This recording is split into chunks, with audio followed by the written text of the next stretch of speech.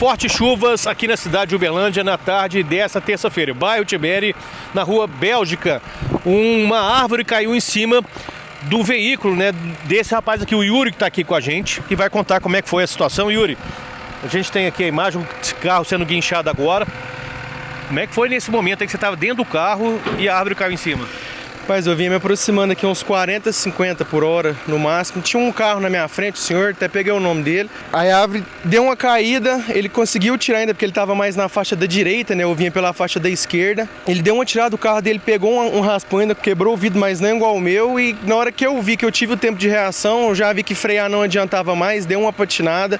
O carro só foi e bateu. E tipo assim, na hora eu não tive muita reação, só abaixei, né? Pensar em mim primeiro e graças a Deus não aconteceu nada. Agora, o que a gente viu ali, a árvore tá no para-brisa, que chegou bem próximo de você. Sim, né? Eu abri o olho, a árvore tava tipo a um palmo do meu rosto. E hoje eu só tenho a agradecer, nada a reclamar, uma segunda chance. O prejuízo material é o de menos. Nesse período de agosto, um período atípico, né? O período de chuva chegou mais cedo. Estamos com a frente fria vindo do sul, que com o encontro com essa massa de ar quente da nossa região, há essa possibilidade, e como está ocorrendo, de sempre ocorrer temporais no período da tarde. Soltamos um alerta por volta das 12 horas, né, que poderia haver essa chuva mais concentrada, mais voluminosa aqui na região, acompanhada de rajada de vento e inclusive precipitação de granizo, é o que ocorreu. Né? Teve esse vendaval mais aqui na região leste, um pouco na região norte, e ocasionou essas quedas de árvore aqui no bairro Tiberi e lá no Roosevelt, onde estão sendo feitos os cortes agora. Tá?